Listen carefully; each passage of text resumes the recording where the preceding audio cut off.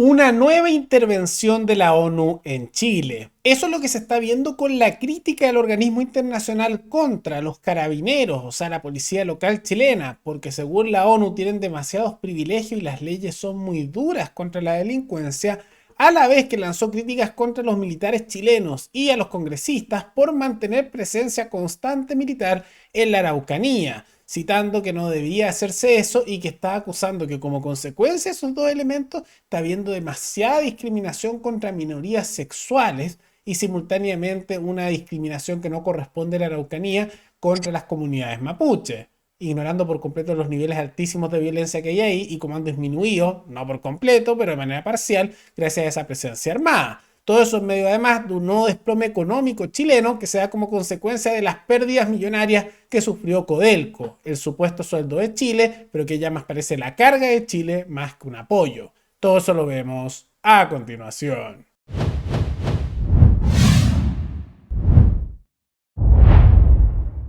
Tal como lo mencionamos al inicio del programa, las Naciones Unidas nuevamente está intentando intervenir en la política local chilena.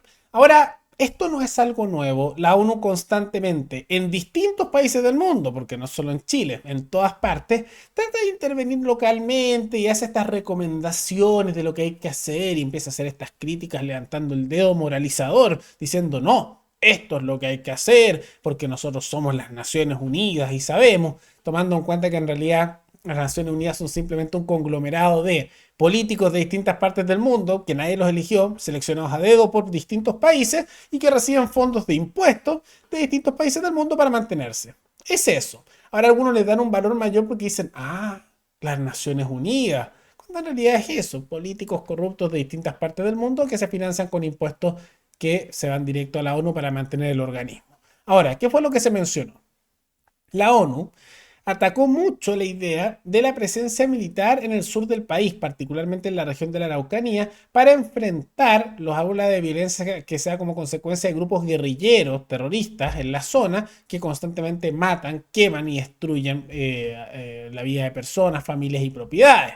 Ahora, la excusa de ello es decir, que eso es una militarización constante que no corresponde, que es bastante opresivo y que simultáneamente esto impulsa la discriminación contra minorías sexuales y minorías indígenas y que por lo tanto no corresponde. Pero no se quedó solo ahí, sino que también aprovecharon de lanzar sus críticas contra también las leyes que hay a nivel de seguridad, diciendo que se le da mucho privilegio a las estructuras de policía, particularmente carabineros, y que son demasiado duras las normas con los delincuentes.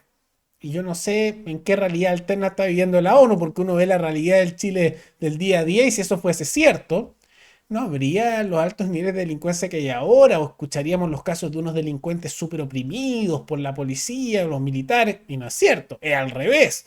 Hay un colapso total, corrupción, decadencia y una falta de mano dura inmensa con respecto a elementos de seguridad. Entonces es una desconexión total, pero es la presión que nos está viniendo a nivel internacional para nuestras materias de seguridad. Y hay algo interesante con todo eso, de que es una opinión que no es compartida por la mayoría poblacional. Tanto así que, por ejemplo, con la presencia militar, en la Araucanía, el 70% de la población está de acuerdo con la continuidad del estado de excepción. Y como lo hemos mencionado tantas veces, la manera de solucionar estas controversias, ¿no? Es más, lo más fácil posible es hacer estos plebiscitos y consultar qué quiere la gente. En la Araucanía, recordamos que hace cerca de 2 años y medio se hizo ese plebiscito no vinculante para preguntar si la gente quería o no un estado de excepción y arrasó la opción de que sí quería.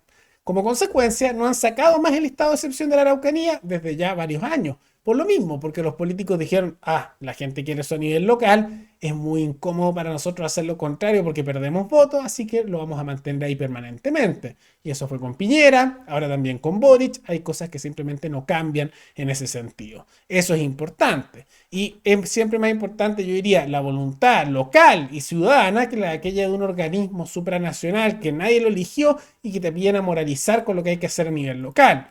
Y si somos además sinceros, incluso en el elemento práctico, hay que tomar en cuenta que la ONU es un fracaso en temas de seguridad. No tiene ninguna moral, nada tanto tampoco ninguna legitimidad de legislación de algo que los hayan elegido o de tener siquiera resultados positivos para venir a decir qué es lo que hay que hacer. Porque donde ellos han intervenido para traer seguridad, lo único que han traído es peores resultados. Y el mejor de ejemplo es el desastre que hay en Haití, donde por más de una década la ONU ha estado interviniendo, siendo un fracaso sistemático y yo diría que empeorando aún más la situación a nivel local. Pero lamentablemente habrá políticos, especialmente de los sectores tradicionales de izquierda y derecha, que van a escuchar ante estas presiones de las Naciones Unidas.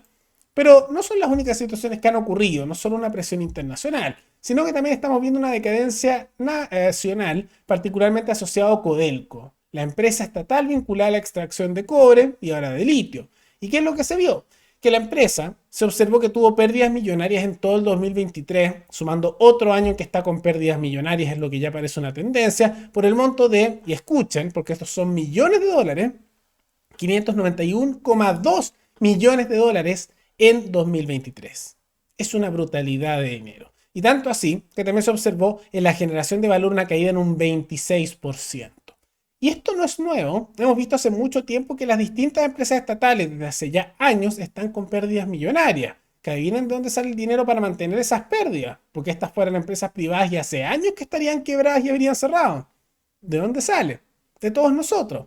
Entonces después te empiezan a hablar de la reforma tributaria, de que hay que subir los impuestos porque no se pagan solo esos subsidios al mundo político, los sueldos de los asesores, todos estos privilegios de los partidos políticos, nada de eso se paga solo. Y por supuesto hay que pagar las pérdidas millonarias de las empresas estatales que todos los años tienen desplomes, con el caso de TVN, que históricamente pierde muchas pérdidas y en los últimos años ha tenido un par de utilidades bien bajas, pero que no compensan las pérdidas millonarias anteriores, o las pérdidas de la empresa nacional del petróleo, que cuando tiene utilidades solamente porque artificialmente sube el precio del combustible que ellos fijan el precio, o la empresa de ferrocarriles del Estado que lleva años con pérdida, o el Metro de Santiago que también tiene pérdidas hace mucho tiempo, o los subsidios corporativistas con el Transantiago que reemplazaron al sistema privado de las microamarillas que tiene pérdidas también millonarias constantes, o para qué decir ahora Codelco, que siempre nos han vendido la idea de que es el sueldo de Chile. Y nada más alejado de la realidad, es en realidad una carga para Chile y este año nuevo con pérdidas lo demuestra.